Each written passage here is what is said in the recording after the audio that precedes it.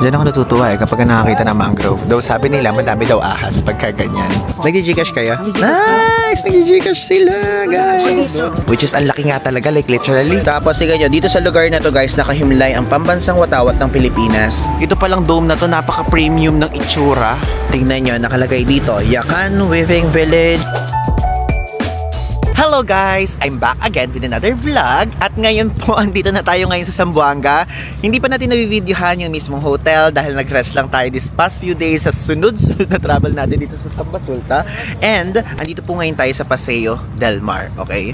So, sasakay tayo from here going dun sa sikat na Santa Cruz or sikat na area siya dito sa Zamboanga na pinkish yung beach na yon. Ngayon, I'm so excited dahil first time natin doon, napapanood lang natin siya sa social media. And after this, bali tomorrow naman, ang gagawin naman po natin ay mag-explore naman tayo ng city tour. Okay? I mean, magsi-city tour tayo tomorrow. So, meron tayong naka-arrange na tour. Then now, DIY po ang gagawin natin. So, sasakay lang tayo sa boat. Then, mag-i-stay tayo dyan sa side na yan. Okay? Let's go. Medyo konti yung tao dito. Sunday ngayon ha. Akala nga namin medyo sarado lahat. Opo. So, ayan yung mga kasama ko. Tignan nyo. Tignan nyo guys. Nakikita nyo ba yung itsura nila? Mga naka-black top tapos naka-orange na short top. Kasi ayan na tignan nyo. Ewan ko ba kung ba't amats namin ngayon. Nakaganyan kami ngayon. Naka-orange kami na pambaba tapos black na pantaas. Wait, parang baliktad din tong camera. Good morning guys! Hello! Hello! Hi! Hi! Hi! Are you excited? Ay, naka-vlog ka. Hindi ko din alam. Sasayaw ba kayo ha? Grabe naman tong 5 Harmony na to. Opo. Papunta ka na Bob sa Santa Cruz? Oo. Ano masasabi mo sa Santa Cruz? Okay din. Maganda yung beach nila. And white sand talaga. Pero may signal doon, like Globe, Smart. Actually, hindi ko nga matandaan kasi noong time na yun, parang na-busy kami kada kakakain, kakakwentuhan. Pero may mga restaurants. Noong time na yun, meron daw, sabi, pwede daw magpaluto, pwede bumili. Pero wala siya talagang yung established na restaurants. So tingnan na lang din natin mamaya kung meron. Doon talaga. Tapos guys, sabi din ni Babs, ewan ko kung until now gano'n, dapat by 2 PM papabalik na dito. Oo, hanggang 2 PM lang talaga. Bakit? What was the reason? Hindi ko alam, pero baka dahil sa may kasukaan na siguro or yung alam dito, parang super lakas sa pagkapunta doon. Hindi ko lang din sure. Pero try natin i-check mamaya sa orientation. And also, magkano ang pamasahe ko dito sa Santa Cruz? Yung boat parang 1,000, good for 5. Good for 5? Kasi ganun, isang buong boat. Magkano siya? Parang 1K. 1K. Okay, let's go! Ayan guys, let's go dito sa Cafe Zambo.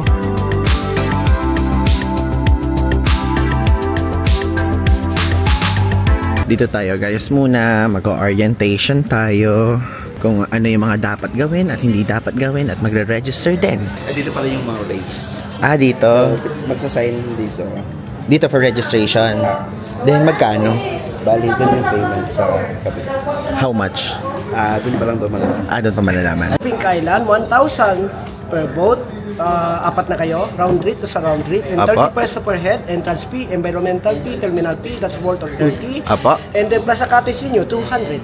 200 pesos. Yeah, large po yun, no? Large na. Magkano pag small? Ang small, 100 lang. Very cheap, mura lang tayo. Apa. 200 ang large, meron tayong pavilion, tinatawag nila pavilion, for 50 packs. That's a 500 pesos. Nice! So guys, di ba tayo kasi apat tayo dito. So 1,000 yun. Apat na tao na round trip. Pero kapag ka solo traveler kayo, kunyari gusto nyo lang magmuni-muni, gusto nyo lang mag-moment doon sa Santa Cruz Island, is 1,000 din siya. Pero private yon. So kumbaga hawak nyo yung oras nyo. Kaya kapag kunyari meron kayong flight sa hapon, pwede kayong umuwi agad ng tanghali pa lang, ganyan. So much better siya. Pero meron din silang ino-offer dito na joiners. Depende naman sa inyo yon. Pero at least itong sinasabi ko sa inyo sa mga mahilig mag-solo travel dyan, merong choice for you guys. 1,000 pesos round trip. Dito magbabayad, side na to. At dito naman magre-register.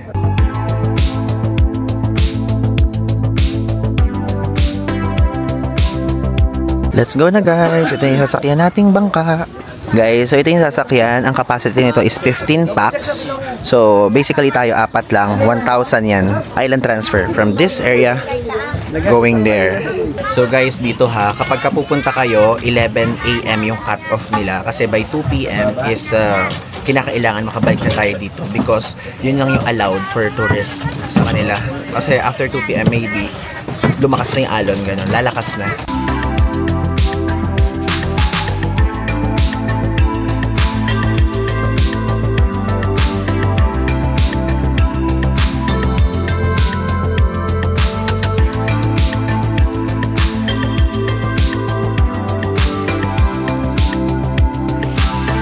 Guys, ayan nga, oh, color pink. So, ito siya. Hindi siya pala super pink. Kaya na-expect ko super pink siya. So, this pink one, wait. Kumuha tayo. Ayan, merong red. Nakikita nyo?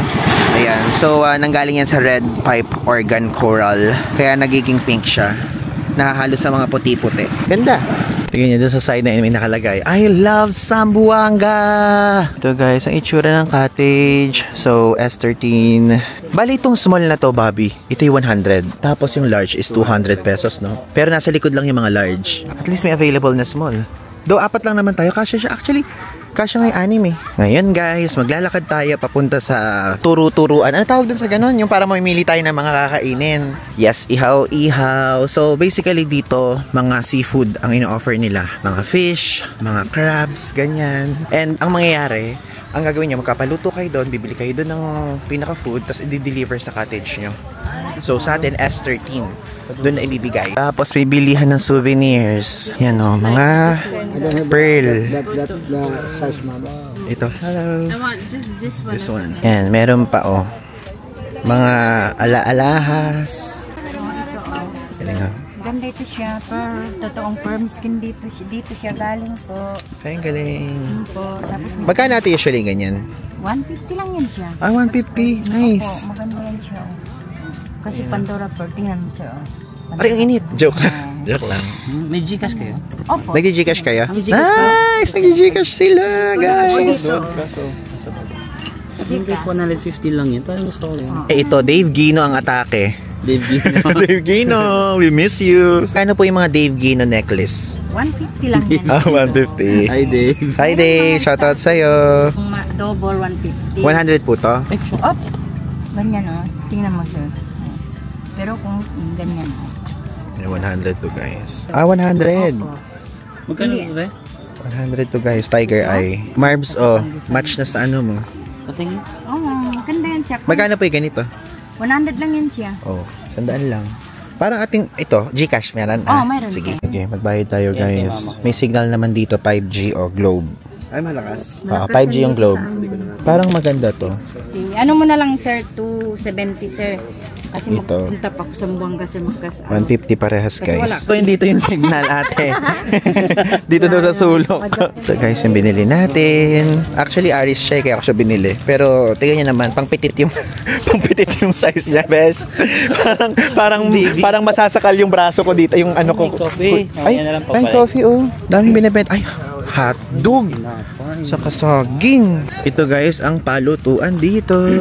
Mamimili tayo dito ng ating kakainin. Ay, si Urchin. Oh my God, nakita ko na agad. Ayaw nga. Meron. Si Urchin. The seaweed. Pusit. Ang laki. Ang laki. Magkano po itong ganito? Yan, 350 siya. 350? Apat na yan. 6. Lahat na yan, sir. May kuwan po yan, laman. Magkano yung squid? Aray. Joke lang. Okay. Mr. Krabs, okay ka ba dyan? Crab show. Okay ka ba dyan, Mr. Krabs? Surahan. Hindi ko alam kung ano yun. Unicorn fish. Unicorn fish. Pero gusto niyo puset? Ayun o. Magkano po yung puset? 450 daw. 450. Lahat na to? Gano'ng kadalami May yung kilo. 1 kilo? Ah, may kilo. Ganyang 1 kilo. Itimbang mo, manong. Titimbangin din. Tapos ito, nagsi-searchin ba kayo?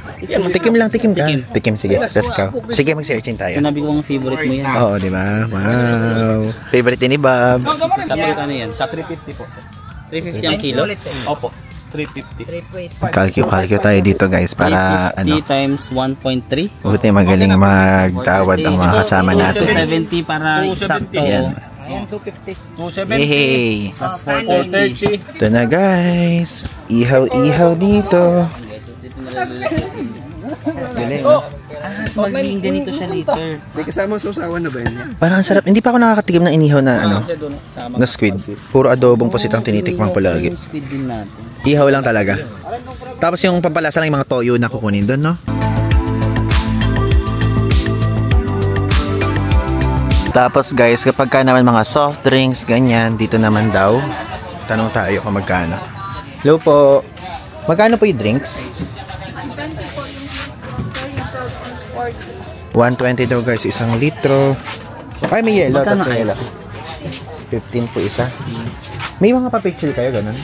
Papitsel? Or baso. Ala? Yun ba? Ah, so gaganunin talaga, no? Our tour guide, guys, si Kuya Saad.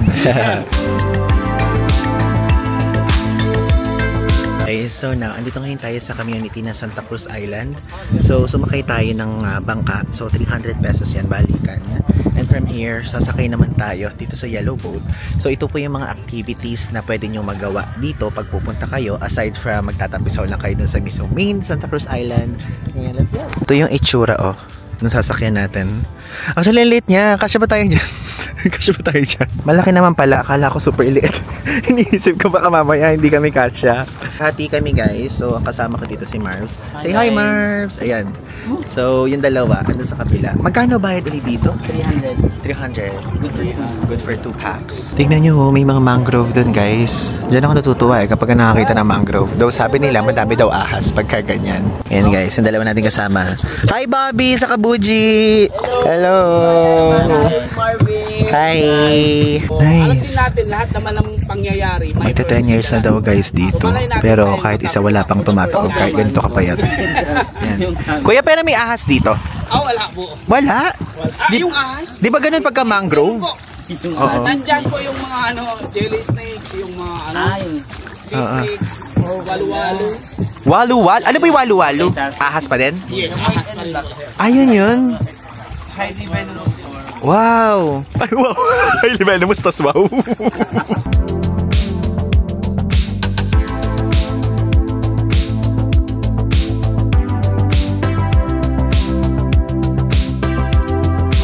Hectare. Pero 1/4 of its size lang po yung pwede natin puntahan. It's because may na-identify po kami na tinatawag nila na migratory birds para hindi natin sila ma-disturb. No? So at the same time, pag iniikot natin yan lahat, baka mamayang gabi pa tayo makalabas dito sa laki ng island.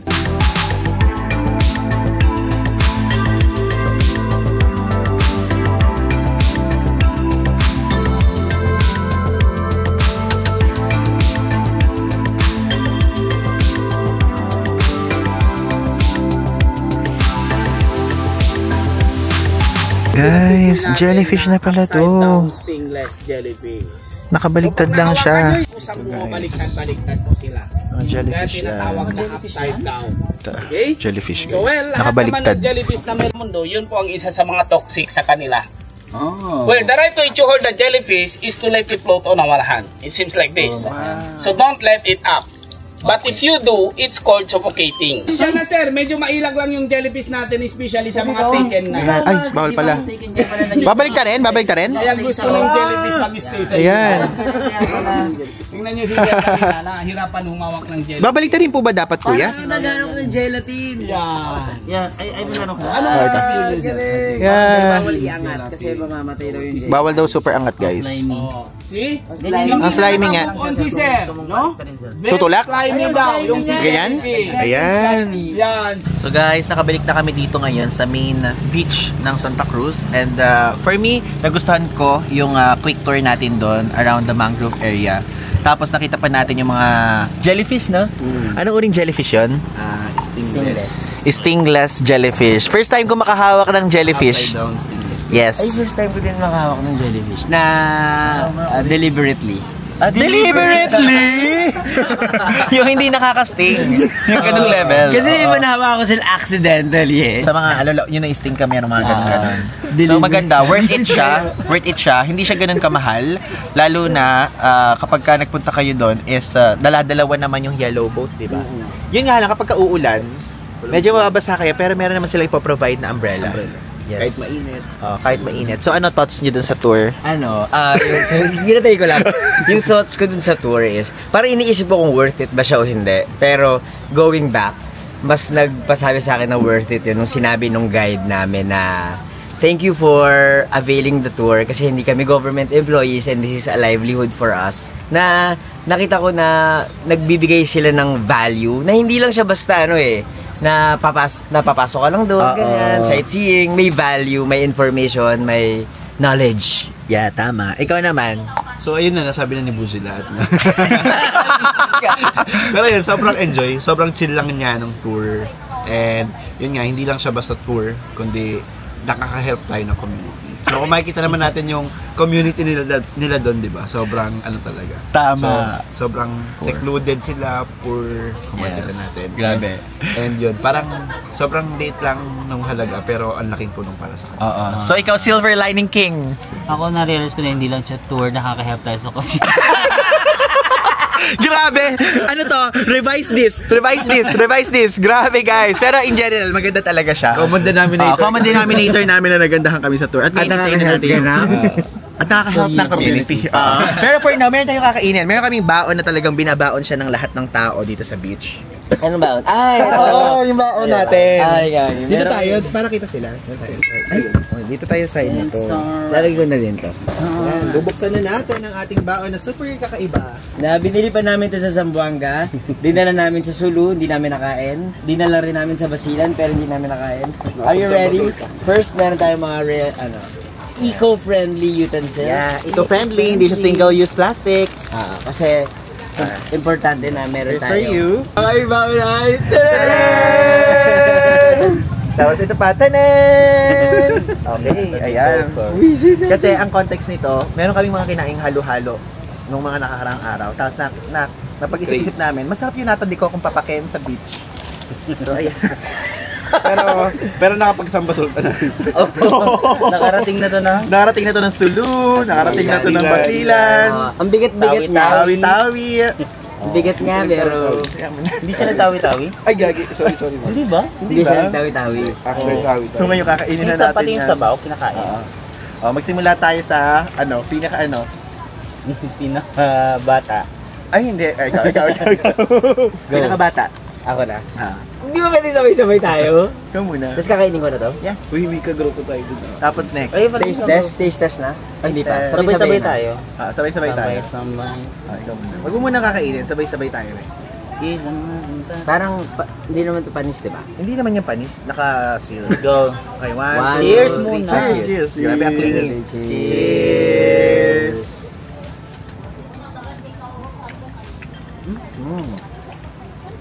Masarap. Hindi ba ito panis? Parang asim. Hindi siya panis. Ganun talaga siya. Hindi pa matamis to dapat. 2027 Parang ko normal eh. lang. Normal lang. Normal lang. Grabe yung mga Nag-expect taste lang ako buds ng malamig nyo. siguro or something. Siguro.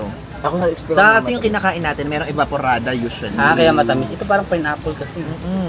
Grabe sa super intayin natin ng ating mga in-order na pagkain. Very juicy.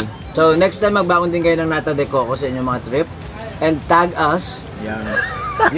Yun ang dapat natutunan niyo dito sa ginawa namin na to. Grabe, ang bait. Thank you so much. Ay, ang dami, bish.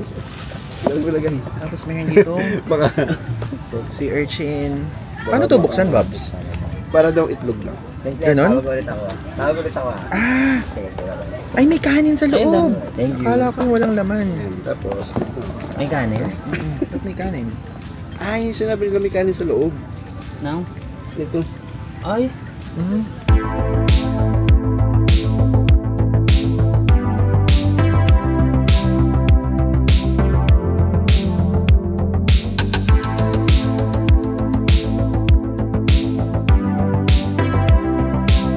Ito ang hindi kinakain.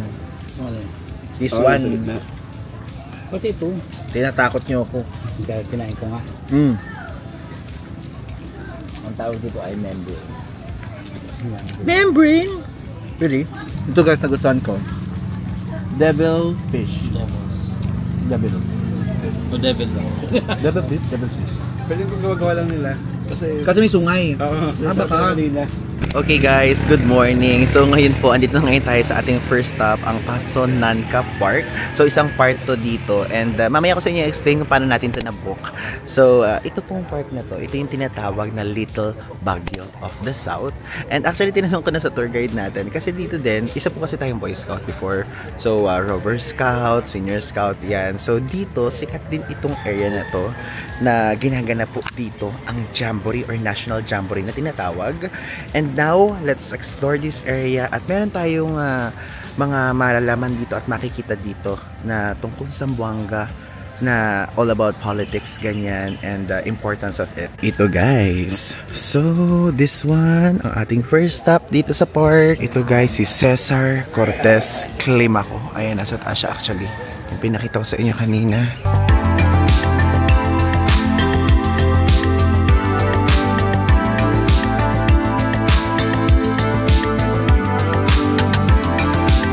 So guys, siya si Cesar Climaco. So before po, naging mayor siya dito. And actually, mayroon palang meaning yan. So yung hawak niya na to guys, ayan, yung hawak niya na yan is punong-puno ng candies yan. So before, nagpapamigay siya ng candy sa mga bata. Then meron siya ditong museum dito sa side na to. And also, ito po yung tomb niya. And if ever guys, itong mismong motor na yan, yung original niyan, andito siya. So, napakalaking bagay po ni Cesar Climaco. Napakalaking institusyon niya. Napakalaking tao niyan dito sa Zamboanga.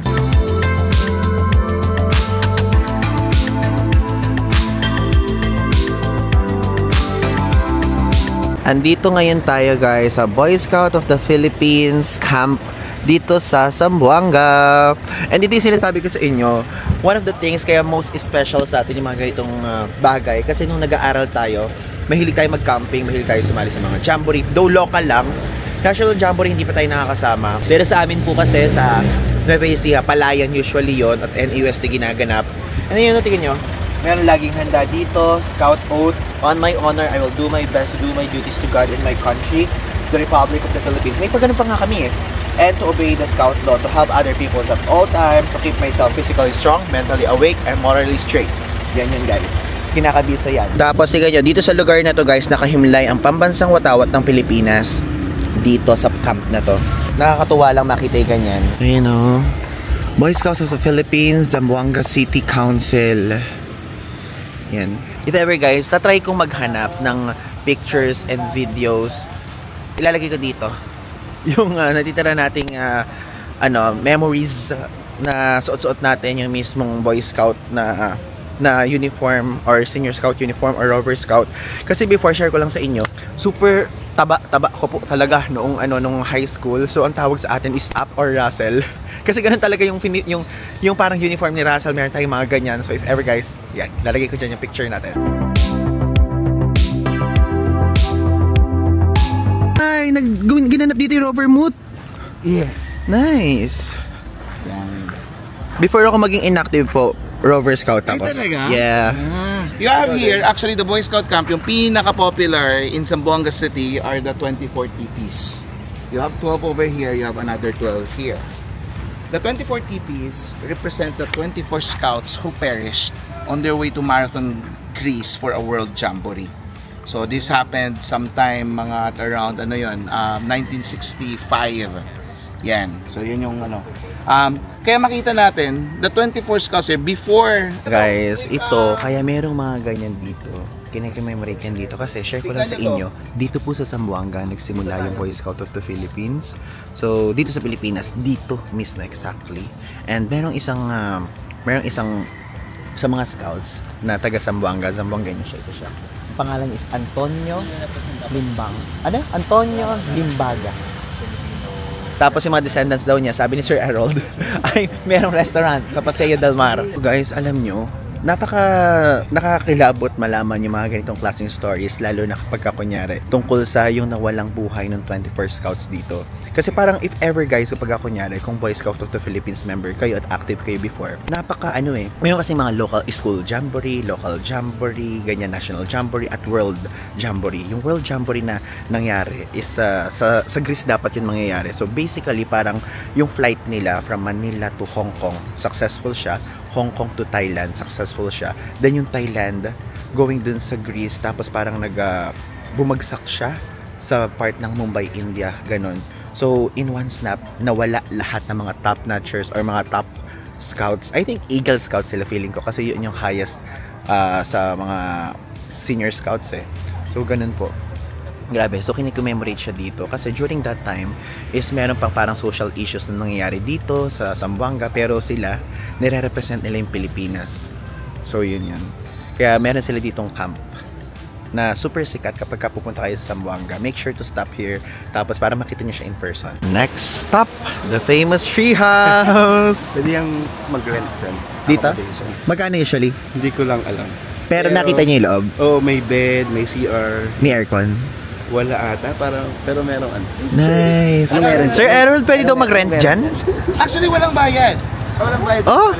This is actually for free. Magpapaalam ka sa Public Administrator's Office. They will allow you to stay there for free overnight. Kalaban mo lang dyan is lamok.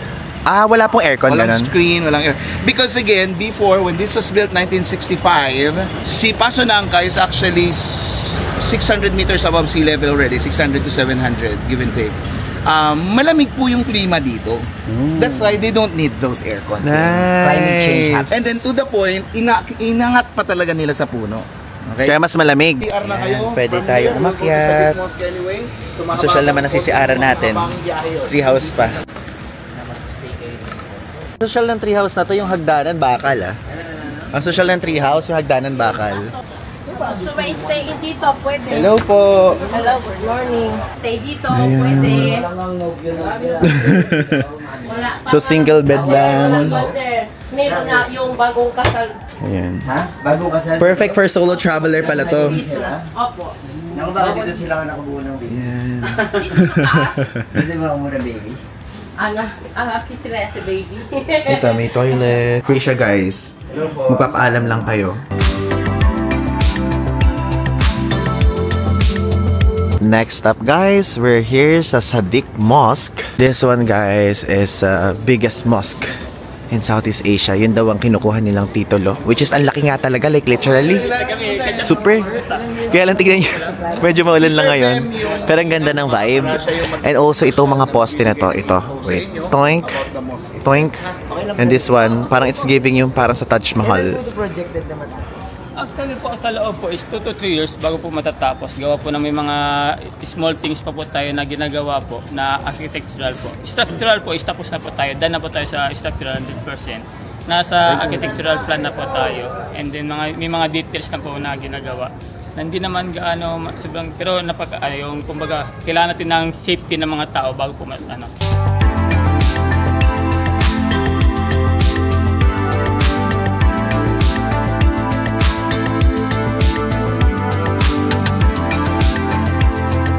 Tignan nyo guys, nakalagay dito, the Prophet said, if any one of you enters a mosque, he should not sit until he has offered a 2 rakat prayer.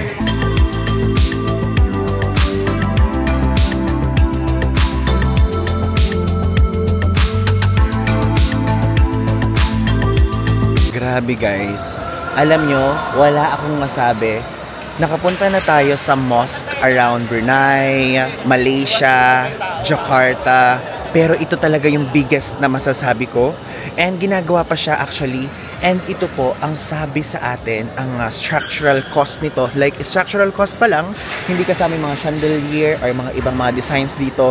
1 billion pesos na ang budget dito.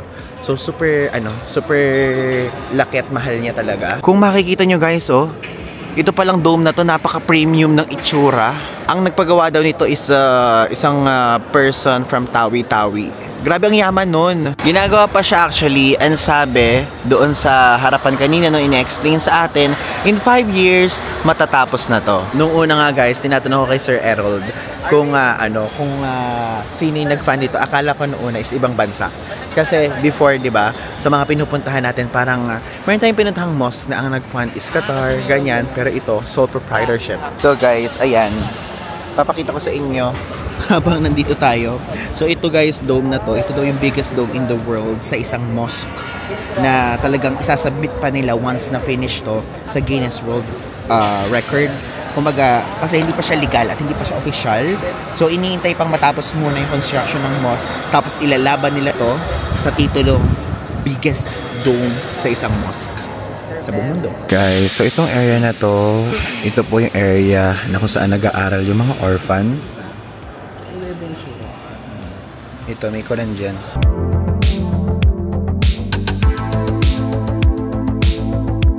So guys, ito po ang kanilang biggest chandelier in the Philippines. Ginagawa pa siya, so hindi siya yung parang DIY ditong ginagawa. So biggest chandelier in the Philippines. Ito, biggest dome. Yun nandito. Ito, biggest chandelier. Wow! May Quran, guys. Nareguluhan tayo ni Kuya. Magsukol. Magsukol. Ang pinaiksi sa pagpapakahulugan sa marangal na Quran sa wikang Filipino. Grabe. Hindi ko inakalang mabibigyan ako ng Quran. Thank you so much. Thank you. Thank you. Thank you po, sir. Kuya Ben, thank you sa Quran. Pero usually, yung sulat nito, hindi dito Tagalog. Arabic po. Arabic kapag original. Translate po siya ng Tagalog para may Thank you so mabasa po ng mga much. kapatid natin na ano. Na Tagalog. Purong Tagalog. Okay guys, so tapos na tayo doon sa loob ng mosque na to. And gusto ko lang din i-share sa inyo na ang owner nito ay si Sadiq Ismail Sali, or siya yung nagpagawa. And alam nyo, napakayaman niya. So tinanong ko sa tour guide natin si Sir Errol kung ano ang istorya nito. So si Sir Sadiq Ismail Sali ay meron siyang business na kumbaga parang minahan sa tawi-tawi, ganyan.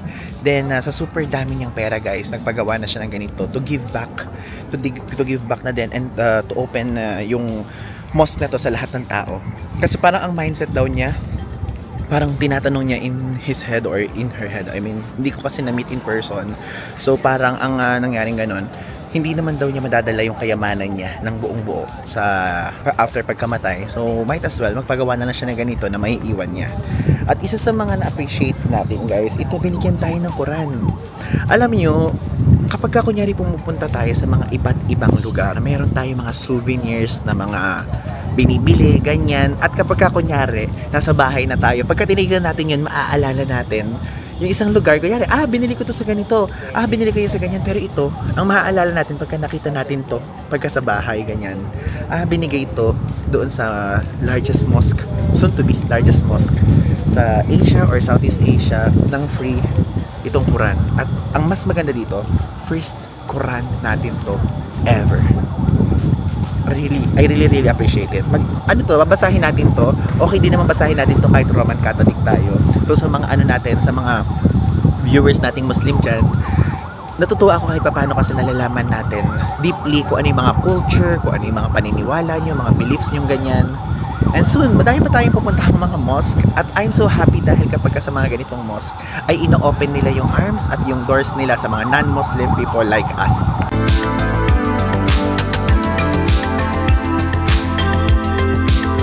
Ano daw, besh? Dapat daw sa dibdib ang paghahawak. So guys, hindi pwedeng sa kilikili. Dapat sa dibdib. Dapat sa heart. Pagka it's holy and inappropriate. Holy yung ganito, inappropriate pag ganun. Ang next stop natin guys, itong Rainbow Mosque dito sa Zamboanga. So, nakakatuwa siya kasi ito yung first time nating makakita ng mosque na iba't ibang colors. Usually, color blue, ganyan.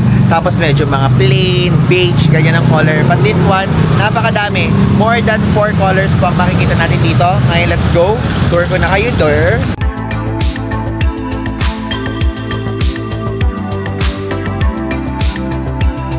So guys, yan po, yung mga colors na yan, yung rainbow colors, dinagdag na lang yan noong 2017 after the siege of Marawi. So yung repainting na yan guys ay parang symbol of peace and unity.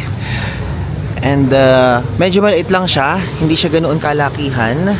And ang makikita natin ditong color usually puro green, dark green, light green, yellow, red. So hindi siya, wala akong nakikitang blue, wala akong nakikitang pink. Oo, parang hindi. Parang may mga pink din. So talagang super random colors.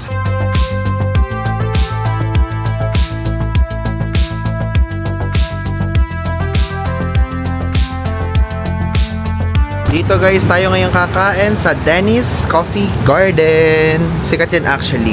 Nasa Sulu pa lang tayo, topic na natin to. They're here. Nice. Denny's Coffee Garden. Yan ang mukhang masarap siya. Kaso bawal siya i-ano eh. Carry on lang kasi tayo ngayon guys. Let's go. Ito guys, yung ating food. Dulang yan. So good for 5 packs. And may kasama din yung 5 rice. Ito sa gitna. Apa? It's actually a beef broth with burnt coconut. Yep. So and then you have the water spinach on peanut sauce. Okay. So technically tangkong. Okay. And then you have the fish otak-otak. Fish otak-otak. It's a fish cake. Okay. And then you have the chicken kialia. The marinated curry. Yes. Okay. Yeah. And then you have the beef kolma or the beef beef rendang technically. And the most famous one. And then the chicken pianggang.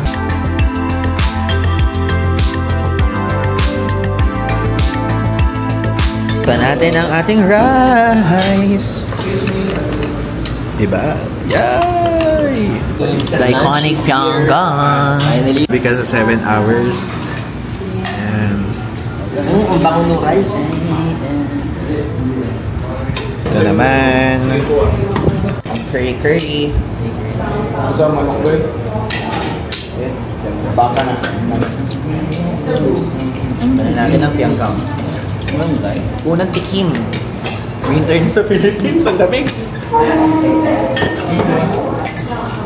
Dito, yung pianggang dito, more like gatasa lang. Walang tamis.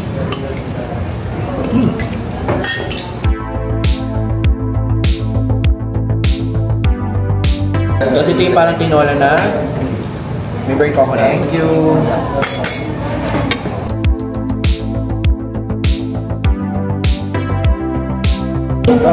Okay, the chicken something.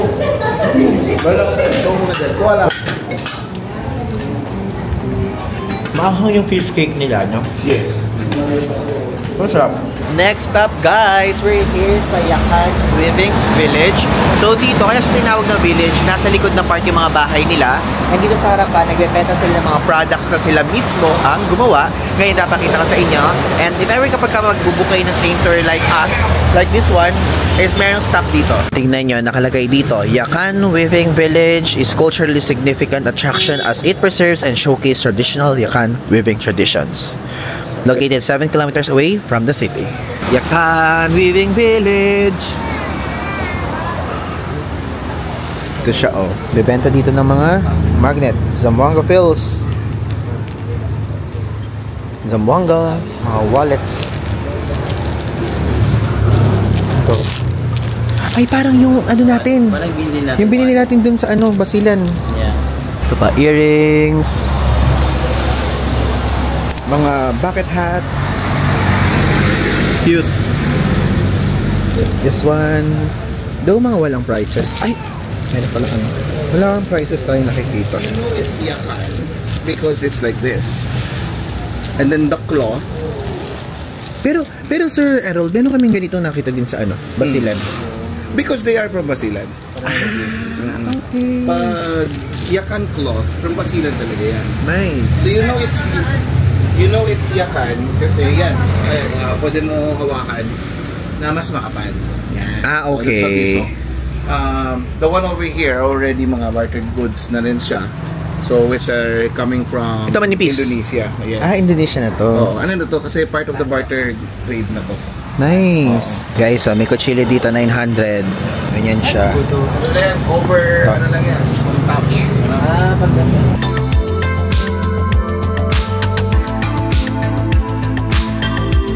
Yan, hello po. May nag-weave, oh. Pwede po mag-video. Pwede pong videohan? Yes po, sir. Nice. Araw-araw Ganda. dito ginagawa pa. Grabe, ang expert na, oh. Gaano katagal atin yung nagagawa yung ganyan? Bali, 1 metro po sa 3 araw po. 1 metro? 1 metro. 3 araw.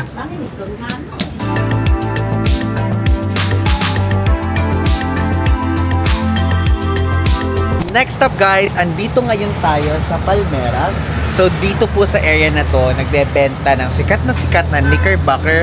So yun, dessert yun dito sa Zamboanga. And before kasi parang merong mga iba't ibang desserts na naglaban-laban. Nag-number 1 yung chili or parang sili ice cream. Ganyan, ng Bicol. Pero ito po ang number 2. So let's go! Guys, knickerbocker pala. Knickerbocker ata yung sinabi ko nung una. So hindi to halo-halo Ayaw nilang tinatawag na halo-halo to. Yan. At hindi din gelatin. Patos ang sinara na? How? 138 po. Nice. Kain na natin. Pampatong lang. Basta daw ng baso na. Sorry, ikaw. Hindi, pass na ako dyan. Sarap. May watermelon. Bango. Amoy fruits. O, tingin nga muna dito saglit. Yeah. Thank you. Oh, papasok ba yung baso? Yung ano? Ay, lasang halo-halo. Joke lang. Tayo kasi nila guys, sinatawag tong halo-halo. No offend. One of the reasons kung bakit hindi siya katanggap-tanggap para tawagin na halo-halo. It is something to do before they applied for the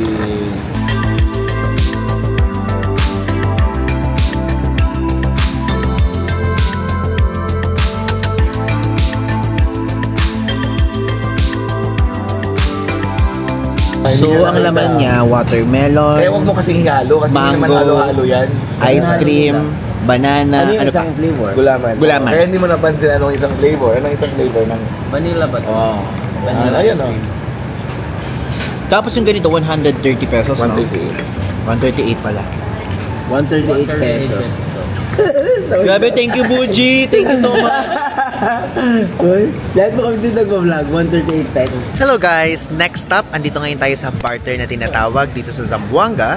And dito kasi walang usually souvenir shops. So dito po binebenta lahat ng mga products na ginagawa nila. And yung mga products dito, may mix dito na from Indonesia and Malaysia dahil malapit nga dito yon. Ngayon, papakita ko sa inyo. Yan! Ay, ayun nga, mga products na Malaysia and Indonesia. Nice! Mga items from Malaysia. Guys, yung mga binibenta nila, may mga dusty. Wholesale actually. Tapos, ito may Dubai chocolate. Yan. Hello! Nescafe, Milo. Hindi na kasi tayo bibili kasi yung baggage natin puno na eh. Pero if ever, kapag pupunta po kayo dito sa Zamboanga, pwede nyo puntahan yung shop na to. Napakadaming tinda. Coco Jelly. Cadbury. Yan. Tapos ito pa mga bag. Wow, grabe guys, tignan nyo. Grabe, ang daming products dito. Magkano yung ganito? Zero.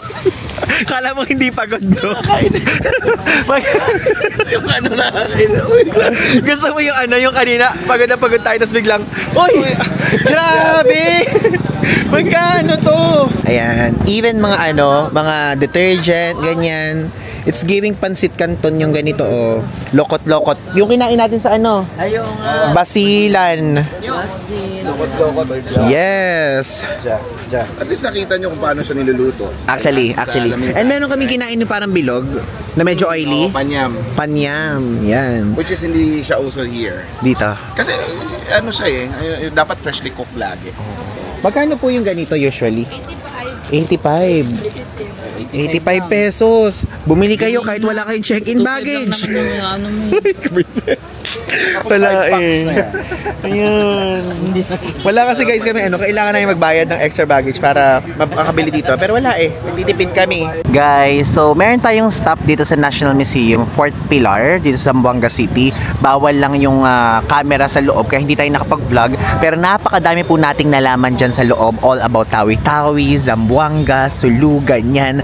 Napakalaking mga significance ng mga mismong boat na nasa loob. And not just that, even yung mga corals, ganyan yung mga vinta, meron dyan. So, pagka magbubook kayo ng same clock tour, is may stop po here. Tapos guys, ito yung harapan niya no Fort Pilar. May mga iba't ibang shop. At may kainan dito Puro mga estudyante nga yung kumakain Guys, dito ang daming binebenta, mga rosary, kandila. Tapos ito yung shrine. And tignan nyo, welcome to Milan. Di ba? Atake. Dadaan tayo ngayon guys dito sa Viva Nuestra Señora la Virgen del Pilar. Medyo madilim na siya actually. Pero open siya Open. Sige. Open church. Wala pa, hindi pa nagsimula. Picture tayo, open church. Narda, Mary Grace na Pano.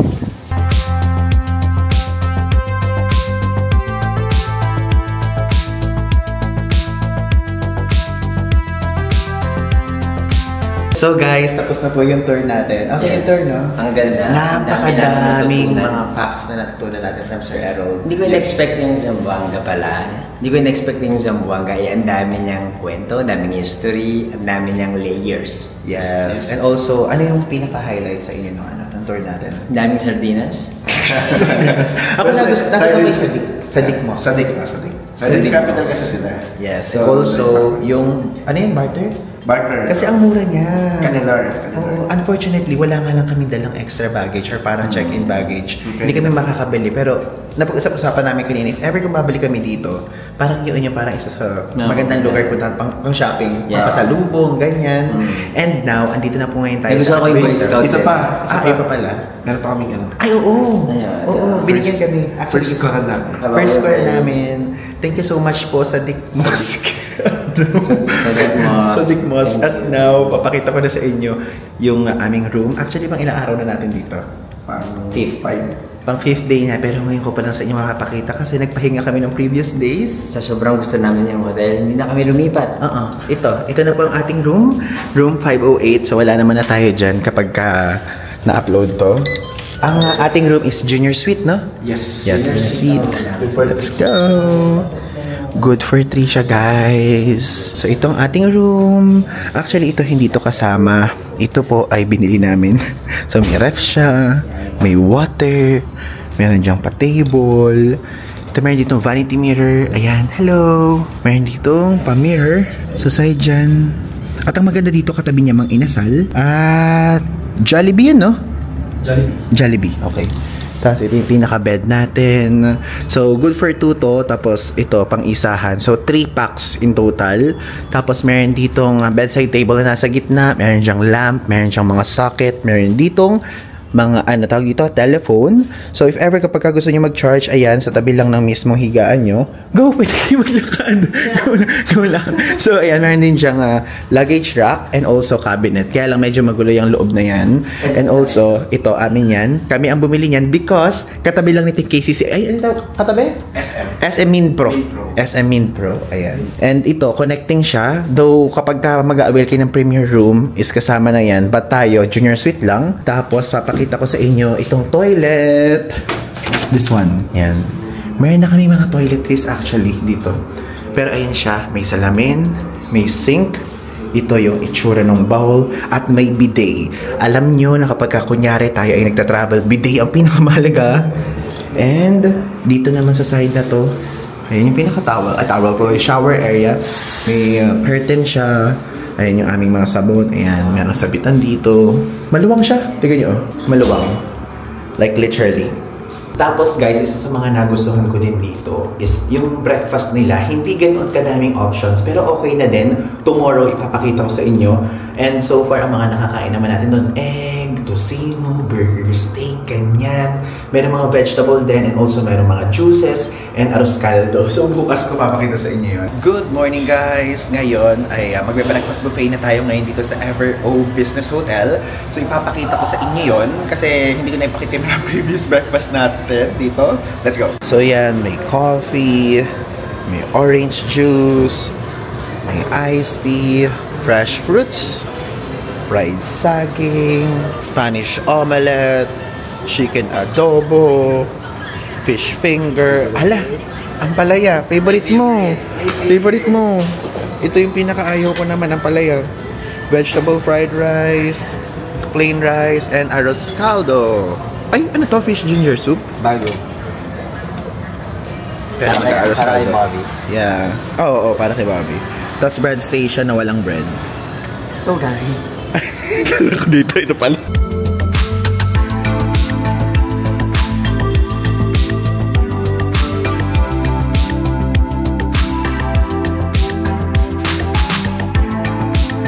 Good morning guys again, and now magche-check out na tayo ngayon dito sa ating room sa Junior Suite dito sa Ever-O Business Hotel sa Zamboanga. And alam nyo, gusto ko lang i-share sa inyo yung experience natin here. Okay siya. Yung mismong hotel experience natin is ang ganda kasi nakapaligid po dito yung mga iba't ibang establishments. Merong nakatabing Mang Inasal, malapit dito yung SM Minpro. So Minpro pala yun, hindi Mindpro. Sabi nung tour guide natin si Sir Errol. Dahil yung Minpro, ibig sabihin ay Mindanao products.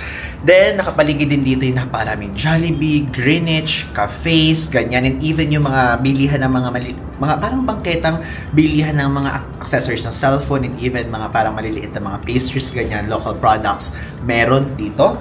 So, ngayon po, ang gusto ko namang sabihin sa inyo is yung ating experience entirely dito sa Samba Sulta trip natin. Kasi parang feeling ko hindi ko na masasabi to mamaya sa inyo, kaya dito ko nasasabihin sa part na to. So, alam nyo, yung trip natin is 12 days siya in total. So, from Zamboanga, nagpunta ng Tawi-Tawi, tapos nagpunta ng Sulu, then Basilan, and Zamboanga ulit. Ito yung pinaka-last leg natin. And so far, alam nyo, grabe, this trip is literally an eye-opener for us. So, nakita nyo lang, medyo fast-pacing ang mga nangyari this past few days. Pero super na-appreciate ko at super no regrets, napakaganda na binigyan natin ng chance itong mismong Samba Sulta na makita sa ating mga mata. And gusto ko din na parang sana kayo bigyan nyo din ng chance tong Samba Sulta. Like, specifically, Sulu and Tawi-Tawi, yung pinakadulong parte. Ganyan. So, napakaganda niya. So, kung i-rate ko nga, parang sabi kong ganyan, nagustuhan ko yung Sulu at Tawi-Tawi. Even Basilan naman, pero iba yung story na form doon sa Tawi-Tawi. Like, sa Tawi-Tawi, napakaganda yung mga stilt houses, kakaiba, yung barter market, and also, yung ibang culture doon is talagang parang malaking impact sa atin.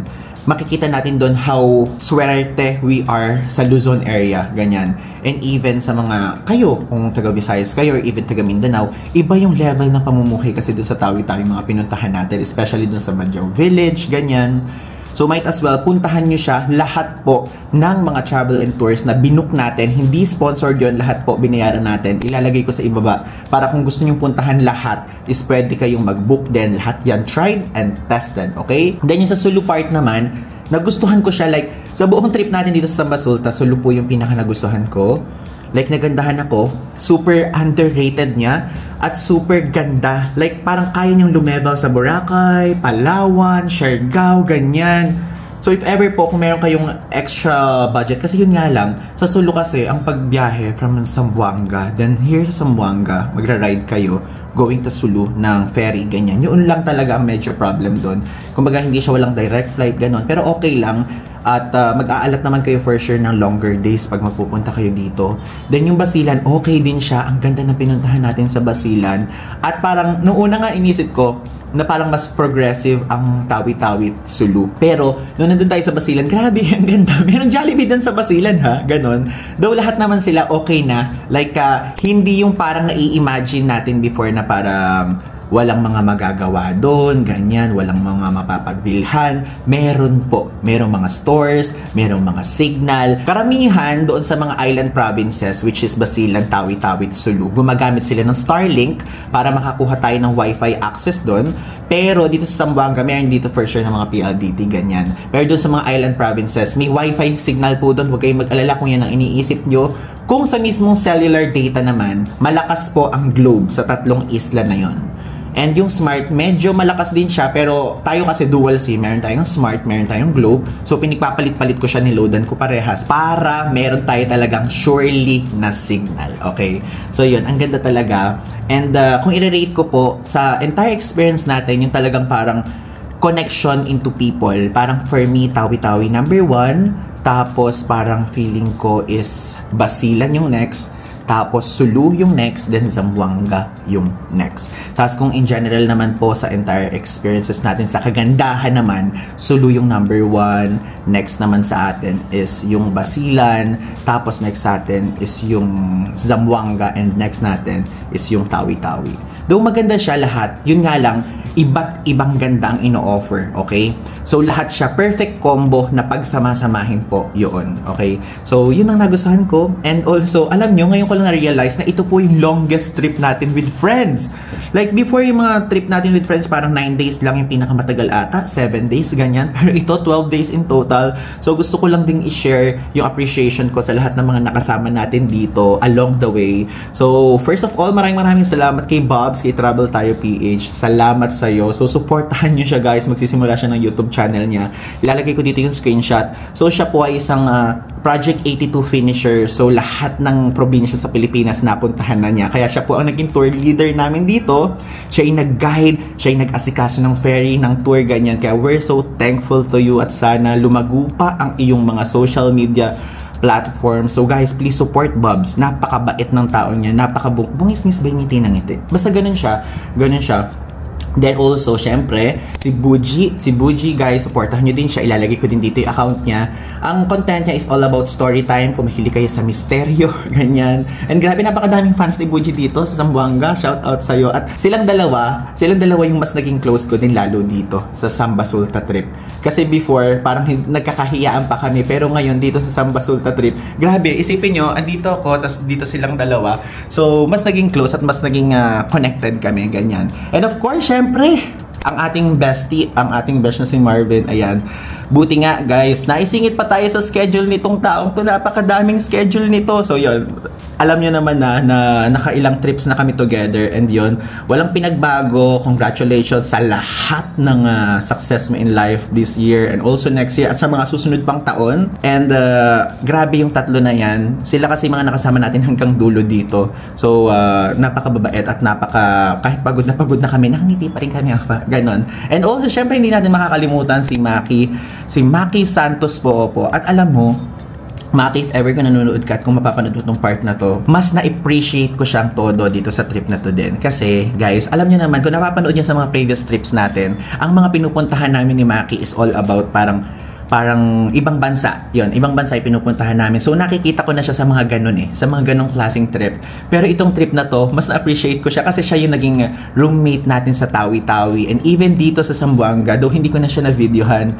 So yun, natutuwa ako, cowgirl ba tawag doon? Yung parang go with the flow sa lahat ng mga trip namin, ganyan. Yun nga lang, kinakailangan niya umuwi ng mas maaga kasi may pa po siyang corporate job. Pero at least, no, ang ganda, lahat ng mga pinlan namin natupad lahat. Yun nga lang, may mga nagkasakit, ganyan. Pero sa latter part na yun ng trip, at least nagawa na rin check na lahat ng mga nasa checklist. So grabe, ang ganda, super wholesome lang ng trip na to at super na-appreciate ko lahat ng mga ginawa ng bawat isa dito. And also sa mga tour guide natin, sa mga travel agency natin, si Ate Sidang sa Tawi-Tawi, si Benny sa Sulu, si Kuya Alan sa Basilan, at dito I Travel Sir Errol dito naman sa Zamboanga. Grabe, napakaganda talaga. So ngayon, mag-check out na tayo at magpunta na muna tayo doon sa tatambayan natin kasi gabi pa po yung flight namin. Opo, let's go na. Actually, nagpaiwan ako sa kanila dito kasi mag-outro muna tayo sa vlog. So, bye-bye! If ever guys, gusto nyo to i-book yung hotel room na to, yung link ilalagay ko sa ibaba. Good for 3 packs. And, again, yung link nasa ibaba. At pwede nyo gamitin yung code na Paul Ivan Tlok para magkaroon kayo ng extra discount. Bye-bye! Let's go! Oo nga pala guys, sa 5th floor tayo na-assign dito. Hindi ko pa pala sa inyo napapakita. Mayroon ditong smoking area if ever you want to smoke. In case lang naman na kung meron sa inyong ganyan, at bawat floor dito mayroong water station na ganyan. So makakatipid kayo, di ba? Guys, andito kami ngayon sa LBC. Kasi sobrang yung bagahe, mas matipid kapag mag-LBC pabalik sa kung saan kaming lugar. So yung akin, papadeliver natin sa Nueva Ecija from here sa Zamboanga. Parang, ate, magkano po yung akin? 300? 334. O, diba? 334. Kapag sa Zamboanga Airport to, 2.5 gate fee. O, ade, mas nakakatipid tayo. Kasi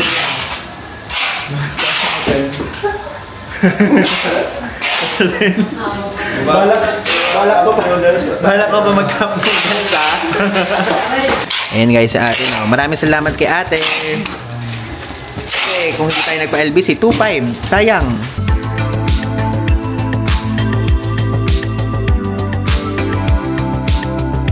Guys, andito na ngayon tayo sa airport. Bye-bye! Tayo sa departure area. Pabalik na tayo sa Manila. So guys, nag-tricycle lang tayo going here. Ang binayad po naming apat is 250 pesos. Meron namang space sa likod ng tricycle nila para sa mga maleta, ganyan. Kung naaalala nyo doon sa episode 1, dito tayo sumakay, papuntang Tawi-Tawi, Zamboanga International Airport. Alis na tayo! Bye-bye Zamboanga! Paalam na tayo sa sikat na airport na to. Super iconic because of its infrastructure. The design is literally giving. Bye-bye! Guys, say bye! Bye-bye! Bye-bye! Bye-bye!